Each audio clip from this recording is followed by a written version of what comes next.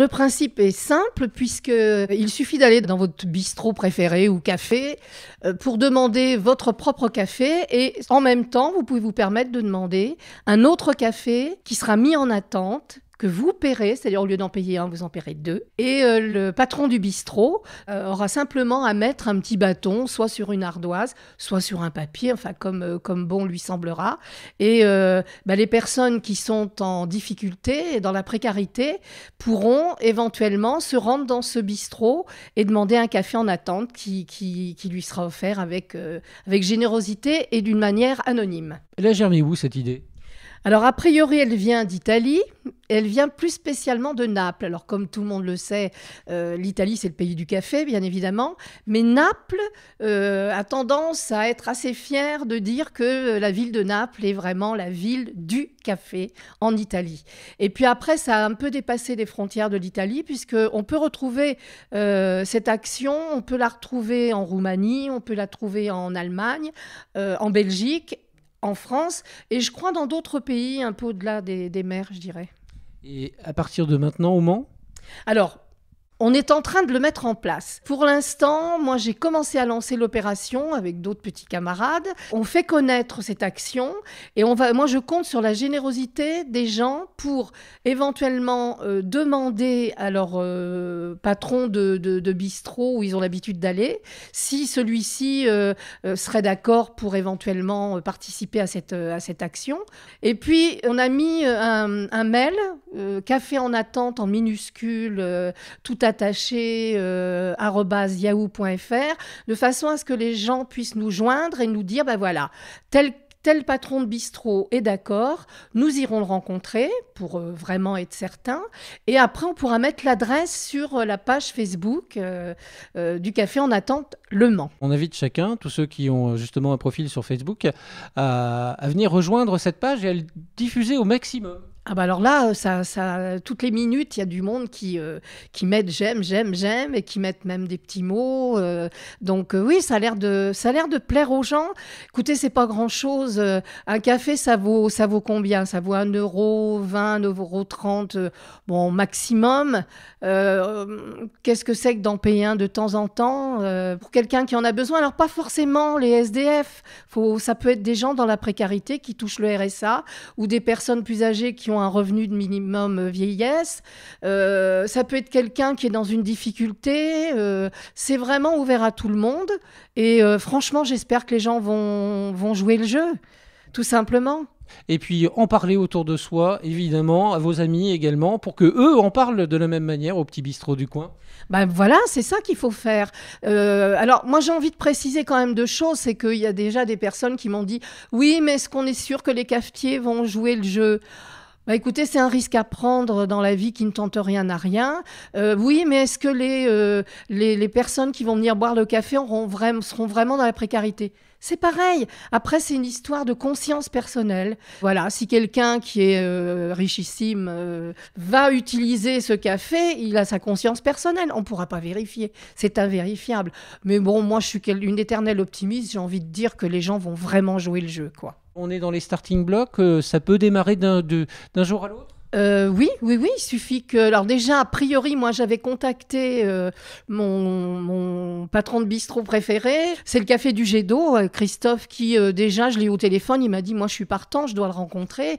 Après, comme je suis pas quelqu'un qui fréquente beaucoup les cafés, forcément, va falloir que je fasse une démarche. C'est pour ça que je compte sur les amis aussi, qui, eux, connaissent peut-être des patrons de bistrot, qui vont pouvoir en parler. Alors, je voudrais rassurer aussi les patrons de bistrot en leur disant... Bien sûr que peut-être que vous allez avoir peur pour votre clientèle quand un SDF va rentrer. Franchement, ça va pas durer longtemps. Il va pas rester 15 heures à boire son café. En plus, si on accepte ce principe, faut jouer le jeu. Moi, je leur propose de mettre peut-être en place des horaires. C'est-à-dire des horaires où ils seront un peu plus libres.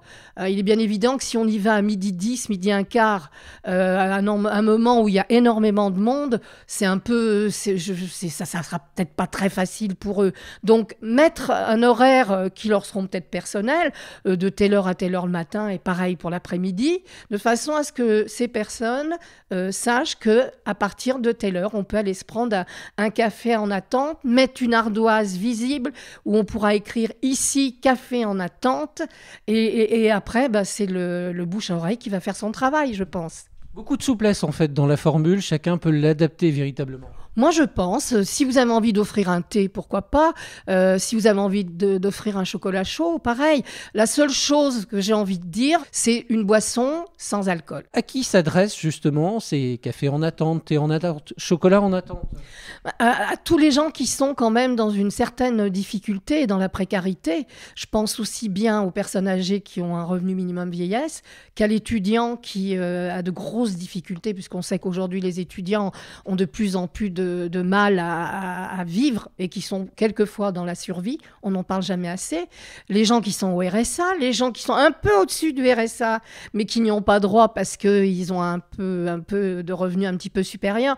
C'est vraiment un geste de générosité complète, ne pas juger les gens sur leur apparence. Je veux dire, faut pas s'arrêter à ça. Faut pas s'arrêter à ça. C'est là-dessus que je compte vraiment sur la générosité des patrons de bistrot.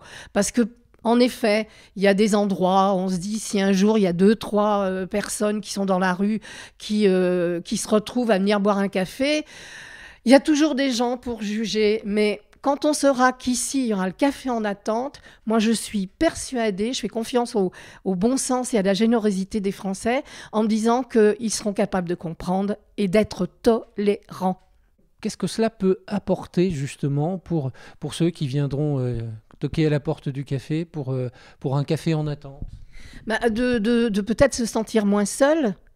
Parce qu'il y a quand même des gens qui n'ont pas la chance d'avoir énormément d'amis, voire pas, quelquefois ou peu, ou du moins des amis qui sont dans la même situation qu'eux, et qui restent chez eux toute la journée parce qu'ils n'ont pas les moyens d'aller dans le centre-ville pour faire des achats, faire du lèche-vitrine. Quand on n'a pas d'argent, on n'a pas envie de se tenter, hein, faut quand même voir les choses en face.